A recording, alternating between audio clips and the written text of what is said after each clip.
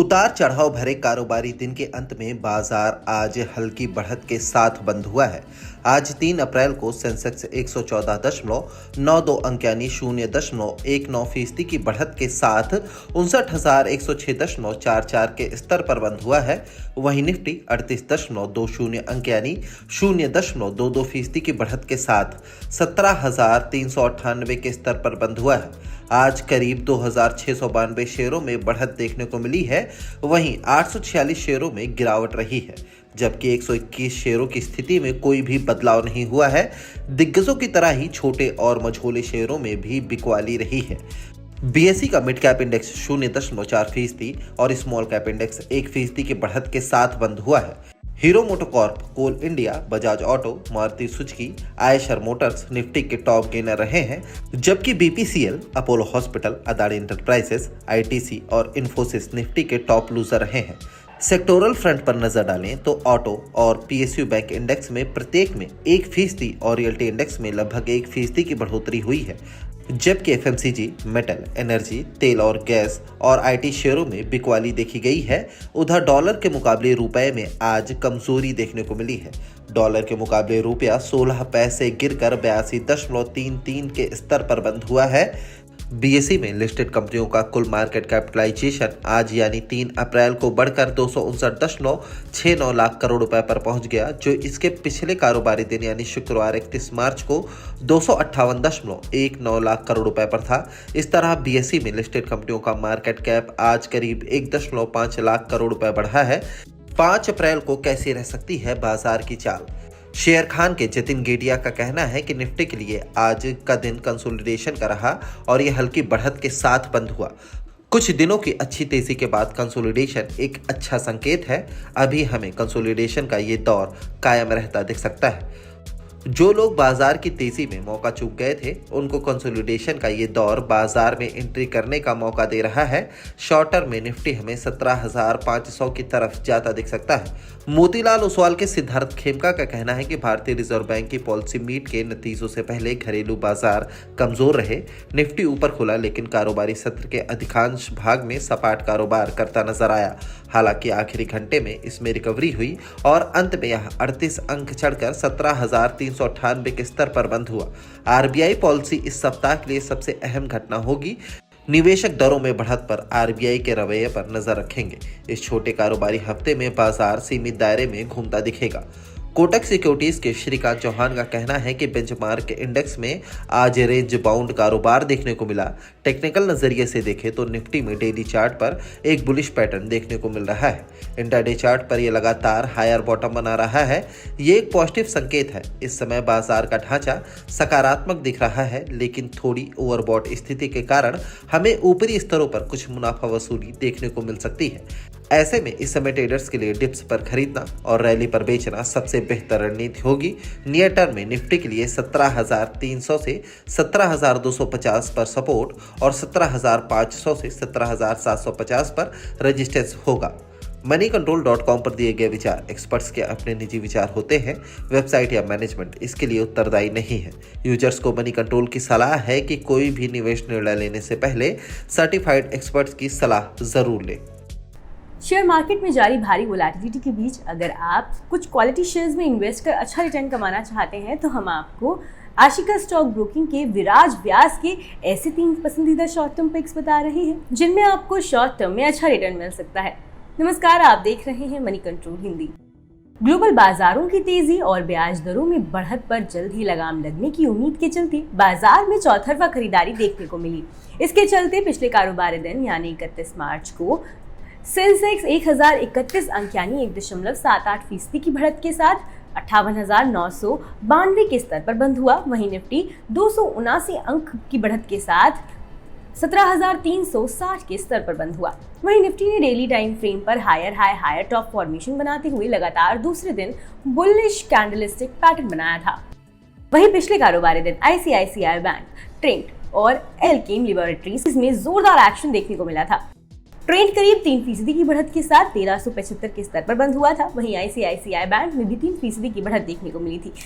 ये स्टॉक 877 रुपए के स्तर पर बंद हुआ था, जबकि एल्केम लैबोरेटरीज का शेयर भी 3% की बढ़त के साथ 3,306 ₹96 के स्तर पर बंद हुआ था।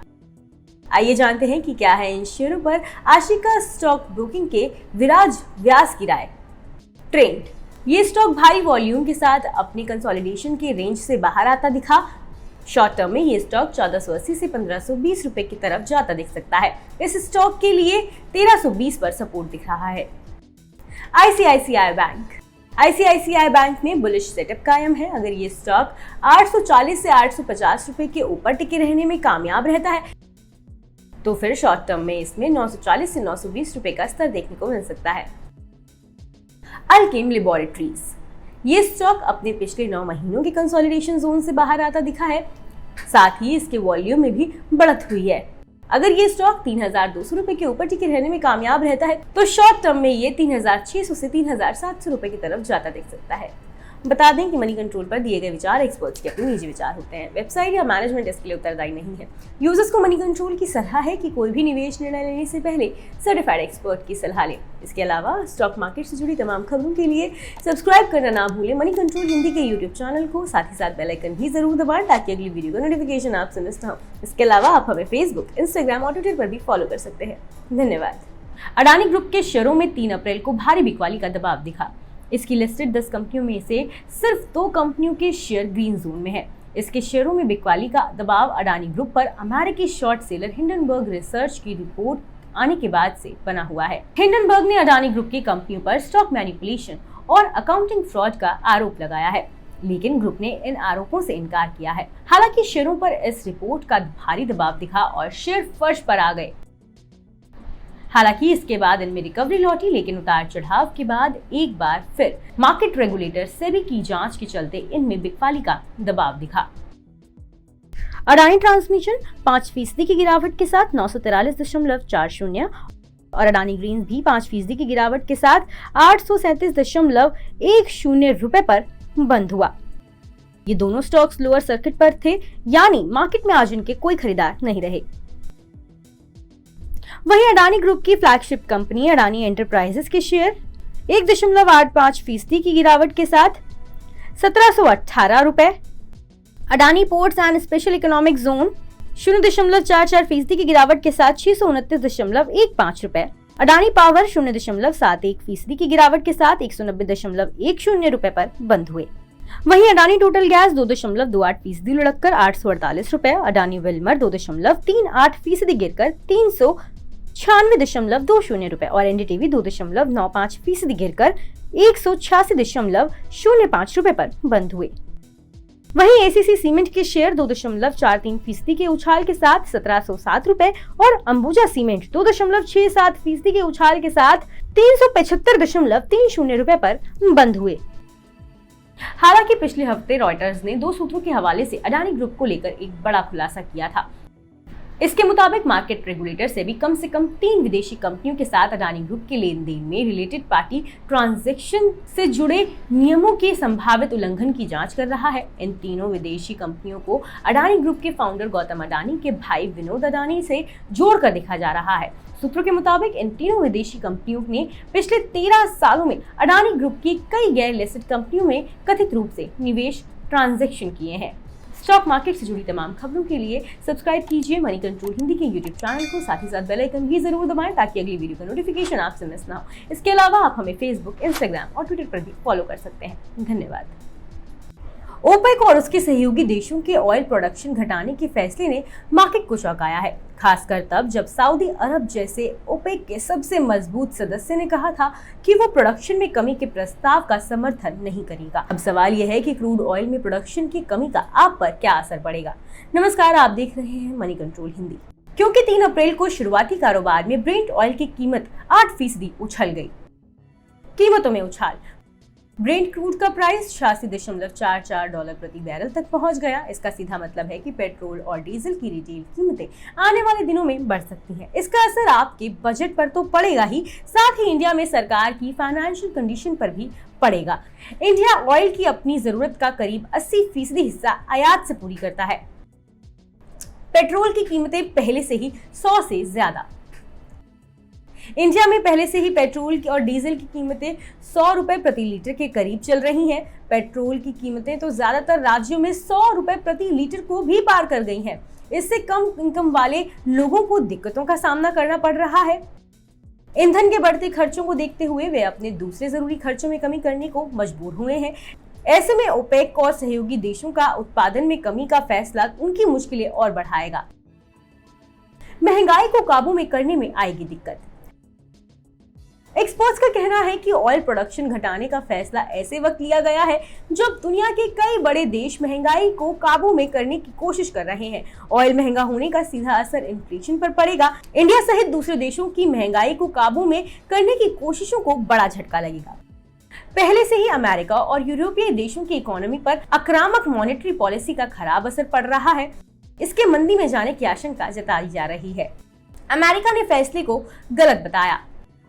अमेरिका ने ओपेक और उसके सहयोगी देशों के उत्पादन घटाने के फैसले की आलोचना की है। उसने कहा है कि मार्केट की मौजूदा स्थितियों को देखते हुए ये कदम पूरी तरह से गलत है। उसने ये भी कहा कि वो ईंधन की रिटेल कीमतों को बढ़ने से रोकने के लिए उत्पादकों और उपभोक्ताओं के साथ मिलकर काम करेगा। $100 प्रति बैरल पहुंच सकता है ब्रेंट। गोल्डमैन सैक्स के एनालिस्ट ने कहा कि पहले के मुकाबले ओपेक प्लस की प्राइसिंग पावर काफी बढ़ गई है। उत्पादन में कमी करने का फैसला चौंकाने वाला है। अगर इसके साथ रूस के उत्पादन घटाने के कदम को मिलाकर देखा जाए तो इस साल दिसंबर तक ब्रेंट क्रूड का प्राइस $95 प्रति बैरल तक पहुंच जाने का अनुमान है और अगले साल दिसंबर तक प्राइस $100 तक पहुंच जाने का अनुमान है। गोल्डमैन सैक्स ने कहा कि अक्टूबर में उत्पादन में कटौती के ओपेक प्लस के पिछले फैसले के उलट इस बार ऑयल की ग्लोबल डिमांड पॉजिटिव है। इसकी बड़ी वजह चीन की इकोनॉमी में मजबूत रिकवरी है। फैसले के इम्प्लीमेंटेशन पर रहेगी नजर। बैंक ऑफ अमेरिका ने कहा कि प्रोडक्शन में रोजाना 10 लाख बैरल की कटौती की वजह से क्रूड का प्राइस $20 से $25 प्रति बैरल तक बढ़ सकता है। बैंक के एक एनालिस्ट ने कहा कि अब अमेरिकी शेल ऑयल की सप्लाई बढ़ने का कोई डर नहीं है, इसलिए ऑयल की ऊंची कीमतों से उसे 5 साल पहले जैसा रिस्क नहीं है। बैंक ऑफ अमेरिका ने कहा कि अभी ये तय नहीं है कि उत्पादन में कमी का कितना असर कुल वॉल्यूम पर पड़ेगा। इसकी वजह यह है कि इससे पहले ओपेक उत्पादन में कमी के फैसले को ठीक तरह से लागू करने में नाकाम रहा है। देश और दुनिया की तमाम खबरों के लिए सब्सक्राइब कीजिए मनी कंट्रोल हिंदी के यूट्यूब चैनल को। साथ ही साथ बेल आइकन भी जरूर दबाएं ताकि अगली वीडियो का नोटिफिकेशन आपसे मिस ना हो। इसके अलावा आप हमें फेसबुक, इंस्टाग्राम और ट्विटर पर भी फॉलो कर सकते हैं। धन्यवाद।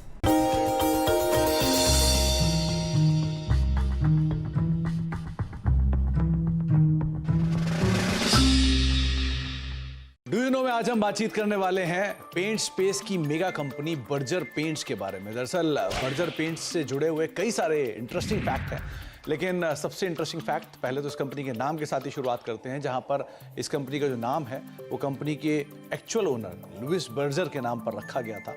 262 साल पहले इस कंपनी की शुरुआत हुई थी और ये कंपनी जर्मनी से शुरू हुई थी और धीरे धीरे मल्टीपल एक्विजिशंस और मर्जर्स के थ्रू होते होते यहाँ तक की स्थिति में पहुंची है। इसके अलावा कुछ इंटरेस्टिंग फैक्ट में ये भी है कि ये दुनिया की 14वीं सबसे बड़ी पेंट कंपनी है, एशिया की 4थी सबसे बड़ी पेंट कंपनी है और भारत की दूसरी सबसे बड़ी पेंट कंपनी के तौर पर शुमार है और करीब करीब 15 से लेके 20% के आसपास का मार्केट शेयर अपने स्पेस के अंदर कमांड करती है। हालांकि जो लीडर है उसका हाफ मार्केट शेयर है, लेकिन फिर भी कंपनी का एक स्ट्रॉन्ग मार्केट शेयर अभी भी कमांड करती है।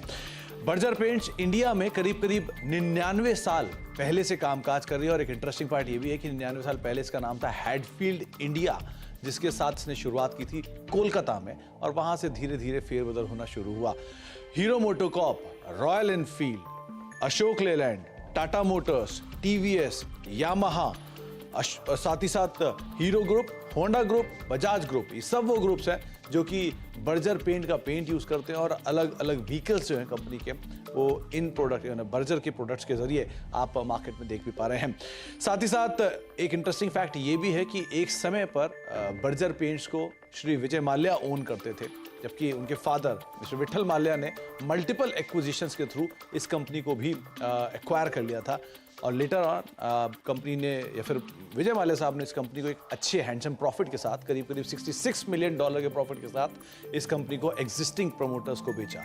तो ऐसे मल्टीपल एक्विजिशंस एंड टेकओवर्स पिछले 99 साल की हिस्ट्री में बर्जर पेंट्स के अंदर आपने देखे हैं। साथ ही साथ बर्जर पेंट के साथ कुछ और इंटरेस्टिंग तथ्यों में से ये बांग्लादेश की सबसे पुरानी और साथ साथ सबसे बड़ी पेंट कंपनी के तौर पर शुमार है और करीब करीब 50% से ज़्यादा का मार्केट शेयर ये पेंट स्पेस में बांग्लादेश के अंदर कमांड करती है।